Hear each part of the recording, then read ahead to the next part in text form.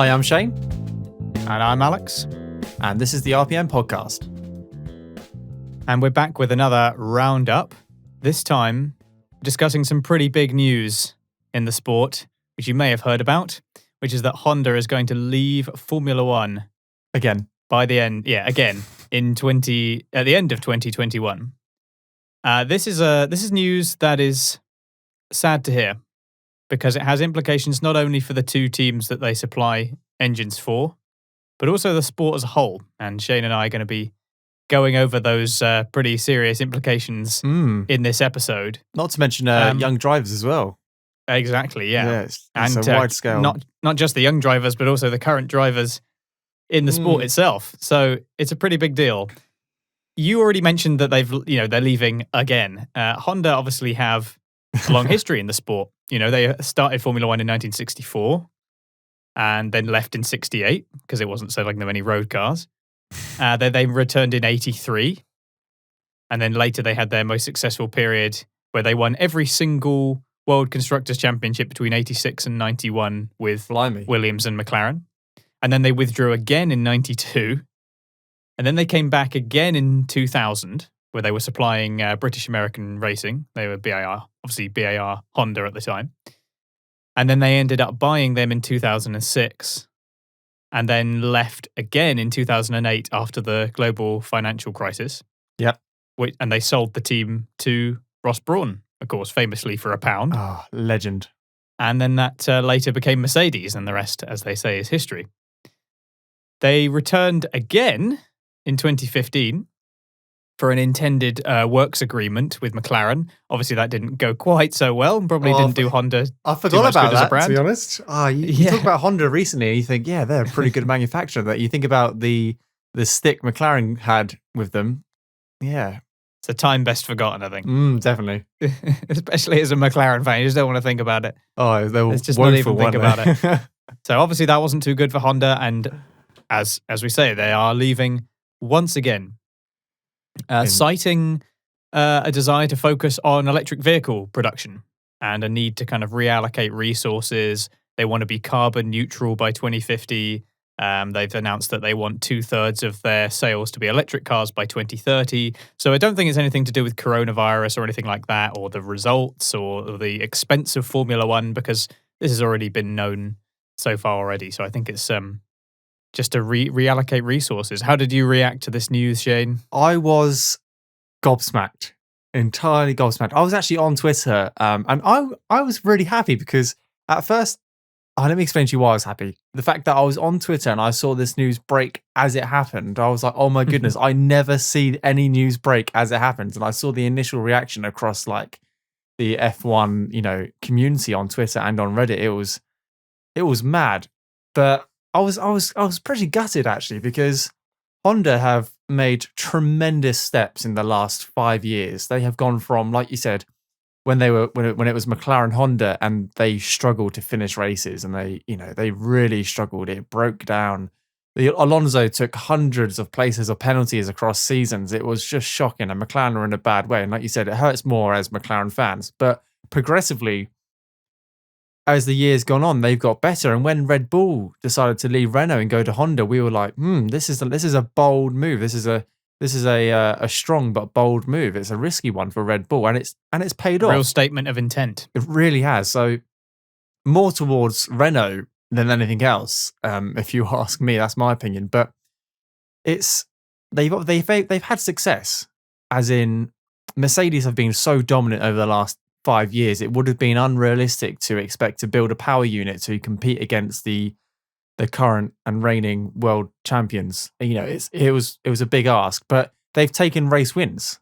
They've taken a fair few race wins as well. With just Max Verstappen and actually the Toro Rosso boys and the AlphaTauri boys. They're powered by Honda as well, so let's not take that away from them. Honda have taken cars. They're the only engine manufacturer to win with two teams. That's incredible in the sport at the moment. Yeah, when you think about it, because Racing Point have a Mercedes and so do Williams, and none of those cars are. They've come close. Racing Point came close, but they didn't quite manage it. But that's what I mean. Honda have had some really good achievements over the last couple of years, and to see them go at the end of 2021, I completely understand why. From a business perspective, the future is electric. That's the way the world's going, especially across Europe. We've obviously got regulations being put in place, so that's where the business is going, and they're front and foremost a car manufacturer. That's what they do. That's what they provide. So they're obviously going to be focusing on electric power units to compete against others which are already on the market. But it is a great loss for motorsport. On the flip side, will they take an interest in Formula E? I don't know. I've not watched many races or any Formula E, which is a shame because I'd quite like to get to watch that more often. But with their ambition of being carbon neutral and focusing on entirely electric vehicles, that might be a sport that which looks more attractive to them than a fuel thirsty Formula One grid. But it's a shame, and I feel like Max will probably be. I don't know. I don't know how the drivers feel about it.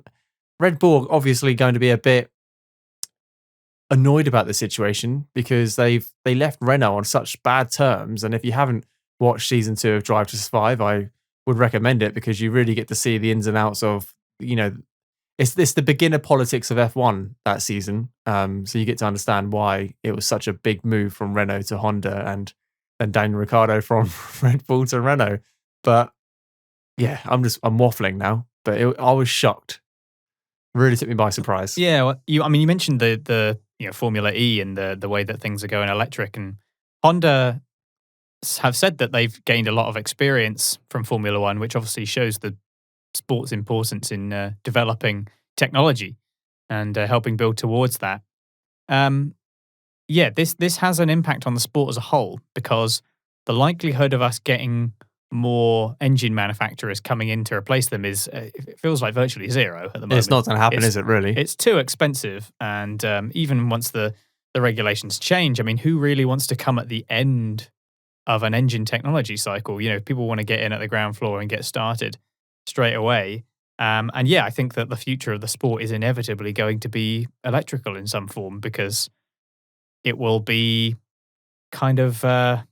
I don't know, dare I say, maybe a little bit crass, a little bit base to be driving around with internal combustion engines at some point. I think it's everyone describes Formula One, or Formula One prides itself in being the pinnacle of motorsport. And being the pinnacle of motorsport means that you've got to be ahead of technology and internal combustion. You've got to be the best at everything, and the best at everything in 20 years' time will be electric. I'm not saying in 20 years' time we'll have electric Formula One cars. It might happen in 10 years. I have no idea when this will happen. But at some point... It feels inevitable, doesn't it? Yeah, it feels like that's the direction it's going to take. Because like you said, how can we be racing at the pinnacle of motorsport in 50 years' time using traditional fuels? When that won't be the pinnacle, that won't be what the world strives to produce anymore. It would be obviously they might be fusion powered for all we know. They might have be like little mini nuclear devices. We have no idea. I doubt it'll be quite like that, but it's not going to be like it's not going to be like Fallout where one bullet hits the car and they magically explode in mini nuclear explosions. One for the Fallout fans there. Yep. But I get what you mean. You're right. It's not going to be the same. It can't be. Because that's the nature of the innovation in the sport, and I know a lot of fans, especially probably the slightly older fans, people who remember all the way back into the 70s and 80s, probably immediately think of screaming engines, especially obviously the iconic V10s. But we can't do that again. Sorry, that's just past. The sport's already moved on so much. Look at you don't forget those sounds, but it's moving on. It's a bit of history. You look back at that era of Formula One, and if you look back over the last 5 years, how long have we been in the hybrid era? 5-6 years since 2014, I think. And so obviously that's turbo hybrid, turbo hybrid. So we've got that era now, which is a step in the direction of the future. I'm not saying it's the step in the right direction. That's that's a different argument. People love old school F1. People love this era of F1, but it's a step towards less environmentally harmful engines, having the electricity, having the ERS, etc. So again, I think moving forward, it will head in that direction. But let's talk about Red Bull and AlphaTauri as the two teams now which are going to suffer with, which is inevitably going to be a shock to them. I've read around, and obviously we can only take this with a pinch of salt, but Honda only made suggestions in August that they might not be considering moving on past 2021. And then late September, and bearing in mind we're recording this on the 4th and the news broke on the 1st, late September they got told that they wouldn't be going past 2021, which is quite soon, but it is at the end of an era as well. So I've got 2 points to mark here. It's a shame because Red Bull were, if they stuck with Honda, they would have probably been hoping for that the new rules and the new regulations would be their chance to take the fight to the past champions, obviously being Mercedes. But now they'll be going into 2022 with a new engine supplier, whether that be Renault, Ferrari or Mercedes or some other power unit manufacturer. But that year will be a testing year. It won't be, surely it can't be a competitive year going forward. Red Bull needs stability, and they struggle with stability of their drivers at the moment. So changing power units now in 2 years' time, or just under 2 years' time, they'll be going into 2022 with probably Max and a brand new power unit which they've not tested before. And I know every team's going to be in the same position. Mercedes wouldn't have tested the Mercedes engine, and Renault wouldn't have tested the Renault engine on track as so much. But Red Bull wouldn't have had any past experience of that manufacturer unless it's Renault from 3 years ago. It's possible there could be a surprise. They might just get the right package. The Red Bull at the moment certainly looks quite difficult to drive, but that Honda power has been serving them pretty well so far. So you're right. Yeah, the conventional wisdom suggests that it will be something of a testing year and that it's not going to be guaranteed jumping straight into competitiveness. Let's explore Red Bull's options then. So we've mentioned the possibility of Renault. They obviously seem like the most likely option at the moment because they've already supplied Red Bull for 4 World Championship winning seasons and the surrounding seasons as well. And they're having a pretty good year. The Renault engine has impressed. Yeah, I think Ricciardo's finished 4th a couple of times now, so he's getting tantalisingly close to that podium and subsequently that tattoo. But that's a different conversation. But that car has become competitive. That engine has become competitive over the last year.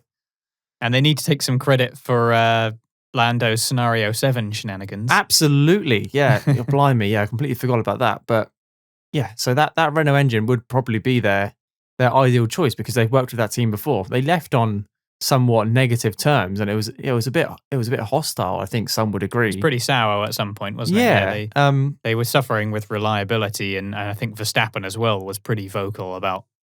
On multiple occasions, he was quite vocal about how disappointed he was and that they couldn't get the power unit working the way that everything else seemed to be. I mean, if Renault don't like criticism, then they're going to be in a shock for 2021 when Alonso comes back because he wasn't one to sport. he wasn't one to hold back on the old criticism. But I forgot where I was going to go. Mercedes, obviously, I think we can rule out Mercedes for multiple reasons. Mercedes have been the top tier now I don't agree. I don't think we can rule them out at all. I think we can. So. Why would Mercedes provide a power unit to a car which is to a team which has been proven to be world champions in the last decade? That they've done a lot, and Red Bull has taken the fight to Mercedes countless times. But if they had a stronger power unit, that fight would be closer and it would be more consistent and it would be more frequent as well. I don't think Mercedes would put themselves in that situation. Well, firstly, Red Bull have been World Championship winners in a different era, in a different engine era. True. And also, I'm not convinced that the difference between the engines is so huge that giving them a Mercedes engine would suddenly make them super competitive. Not least because less than Red Bull challenging the Mercedes, it's been Max Verstappen challenging the Mercedes. It's Max Verstappen that's holding Red Bull's head above the water at the moment because the car has shown that it is quite difficult to drive, and that I think if they didn't have someone of Verstappen's caliber and they had two drivers like Albon, for example, I don't think they'd have any race wins, and they'd probably still only have one podium. So it's basically Verstappen that's holding them in that position for the moment. So Mercedes also don't seem to have any qualms supplying McLaren, who show pretty good signs of resurging to at least regular podiums. So it doesn't seem completely far-fetched. I take it back, actually. Yeah, now you mentioned the Mercedes and the McLaren deal. McLaren are competitive as well. They've got podiums this year. I mean, Mercedes, it makes sense that they probably wouldn't want to necessarily help one of their most direct competitors. But I don't think we can rule them out entirely just yet, because I don't think it's just the power unit that's standing in the way of making Red Bull super competitive and making them, world championship contenders. Because at the moment, yeah, they're second and Verstappen is in that position, but it's not that close, really, when you look at the points difference. No, but that's what happens when you've got Lewis and Bottas working, constantly finishing first and third or first and second, and you've got Max who's picking up the second and the thirds respectively, and Albon finishing just in the points a couple of times and sometimes out of the points. That's why they're not fighting for the Constructors' Championship. One of the more likely reasons that Mercedes might not be who they go with is because I think the nature of the Mercedes engine is that it's quite a lot larger than the others. And Adrian Newey, as a designer, obviously the lead designer at Red Bull, sort of favours a certain type and size and shape of car. So they might not go for it for that reason. But it's definitely a smaller car, isn't it? I can't imagine Mercedes. Yeah, it's definitely got that kind of their concept with their high rake, and it's got that kind of smaller back end. So yeah, I think it's unlikely, but I don't think Mercedes would say no on the basis that Red Bull might challenge them. I can't imagine that would be too much of a concern from them given the current situation. We'll agree to disagree on that one. We're not here to always make ends meet, but time will tell. Then? Well, what do you think about the likelihood of Ferrari? I can't see that happening. I just can't see it happening. Not with the power unit at the moment, and not with the the politics around that power unit and the performance over the last second half of last year and this year. It's not being competitive at all. So I feel like Renault is the way forward, and Renault provides the least power units on the grid. So if I've read into this correctly, they are contractually obliged to provide a team with a power unit because they supply the least. And I don't know if I've just jumped the gun there, but back to Ferrari, I can't see it happening at all. Can you? Yeah, it doesn't seem that likely, does it? No. Ferrari have supplied Red Bull in the past, of course, for the V8s in the 2006 season. Yep. But there's apparently some disdain between the two managements. They don't really like each other's style. There's some kind of bad blood there potentially. Ferrari's engine is clearly the worst at present. Yeah, but that could change. That could change in the future. They've been hit by whatever wing clipping they got after their fuel flow meter. Basically, I mean, they cheated. I mean, it seems like an open secret that they basically cheated in some form.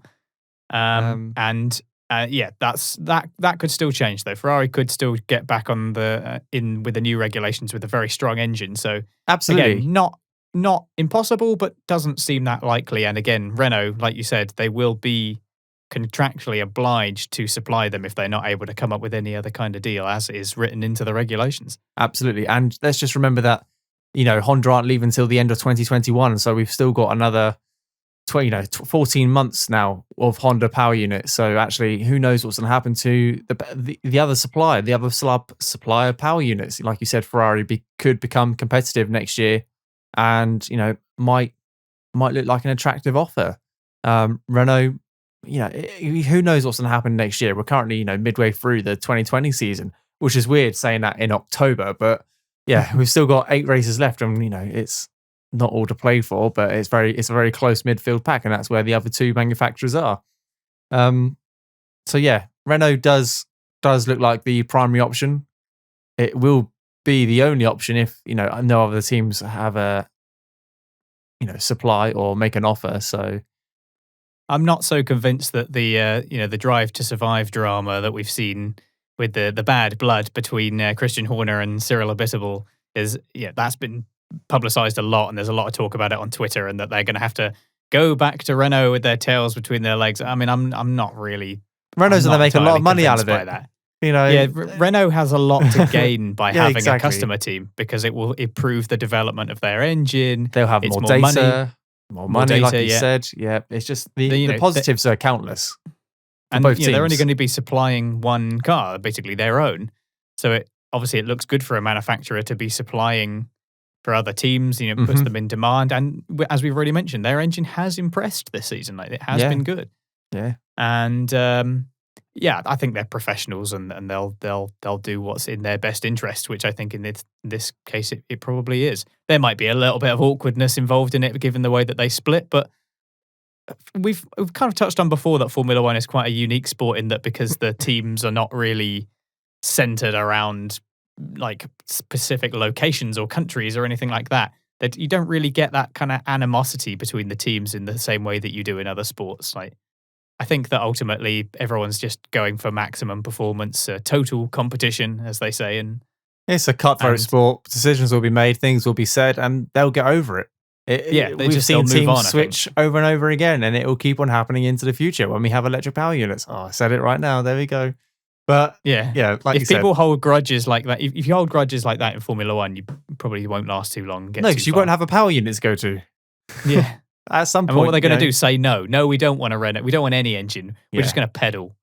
The 3 engines we have in the sport, well, we have 3 good manufacturer of engines that going forward. Obviously, not including Honda, we have Renault, Mercedes, and Ferrari. And I do believe Ferrari, with time, will pick up the pace and will become competitive again. So hopefully, it makes for a good 2021 season. No, 2022 season.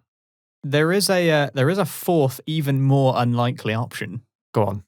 Which is that Red Bull might be able to convince Honda to sell them the intellectual property of the engine so that they can develop it themselves. That way, they don't have to build a whole new engine. True. They already have all the stuff. It seems very unlikely. I don't know if... but the option's there. I think Red Bull probably do have the resources to do something like that, though. It's just whether or not they want to commit to it. They never seem to struggle for money, Red Bull, do they?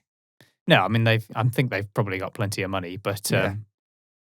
obviously, designing and creating and testing and doing all the things necessary to bring your own powertrain into the sport is an immense undertaking. So it seems pretty unlikely. And we've already touched on how another manufacturer coming into the sport seems almost impossible at this stage. But especially at the stage the world is in at the moment, it would be difficult for another manufacturer to come in anyway, given the mammoth task it takes to put a power unit on a grid or put a car on that grid. Doing it in a time where, factories are shut, people are furloughed, the country, the world is struggling to maintain its health at the moment. It doesn't seem feasible at all, like you said. But watch this space. You never know what's going to happen in the next 5 years. Formula One is a forever changing sport. Yeah, as Murray Walker always says, anything can happen in Formula One, and it usually does. So yes. So prepare to be surprised. Stand by to stand by. I think the only thing left to really talk about in regards to Honda leaving is the impact that it could have on Verstappen. Has he not got an opt-out clause in his current contract which says if Honda leaves, or if Honda isn't their power unit supplier, then he can leave his contract? I've seen that float around on Twitter quite a bit, and I don't know if that's been fact-checked or not, so I might be just spreading a load of BS, but... He definitely has some kind of performance clause in order to get him out of the contract, because he's a driver in such high demand, given his skill, that he has the ability to make that kind of demand, to say, I expect a certain level of performance, and if not, I've got a way out. Which makes things very interesting going forward. Yeah. We could see him go into Mercedes in the future or somewhere like that. Something which I wouldn't have considered an option if we had this conversation a week ago, whether Max Verstappen would be, considering Mercedes. Obviously, everyone's considering Mercedes. Everyone wants to be a Mercedes driver at the moment, especially going forward into next year. But would it have been plausible a week ago? Probably not. But given that Honda have now said that they're leaving the sport, and with Bottas obviously confirmed for 2021, Hamilton undoubtedly soon to be confirmed for 2021, but with both drivers, nothing substantial for 2022, big question marks around Bottas and whether even Hamilton will continue. He's at the peak of his career. He might just decide to end on a high. Who knows? Do a Rosberg, but 7 times or 8 times it might be then. Oh, Christ, I have no idea. Who knows? All right, guys, thank you very much for listening. That was an RPM Roundup episode on Honda to leave Formula One in 2021. If you've got any feedback or any comments or want to get in touch at all, please have a look at our Twitter. Our handle is @RacePerMinute. If you want to drop us an email or consider recording your voice and asking us a question, which we can play back on the podcast, you can email us at info@raceperminute.com. And if you're watching this on YouTube, Go down, have a look at the comments. If people are discussing what we've talked about, then get involved. If you've got any questions, again, pop them down below. I also want to give a massive shout out to Scott Hayes, who's continued to donate for the third month in a row to our Patreon, and will be shortly, hopefully in a couple of weeks, a RacePerMinute mug, and it'll be the first one we've given out. So if you're interested in receiving one of those, have a look at our Patreon. It's www.patreon.com/RacePerMinute. There's a couple of tiers there, all with some good rewards. And I think that's about it. So, Alex, have you got anything else to add? Just don't forget to subscribe to the channel on YouTube and leave us a rating and review on your podcast provider if you get a chance, because it really helps us out. And thanks very much for listening. Thank you very much, guys. See you next time.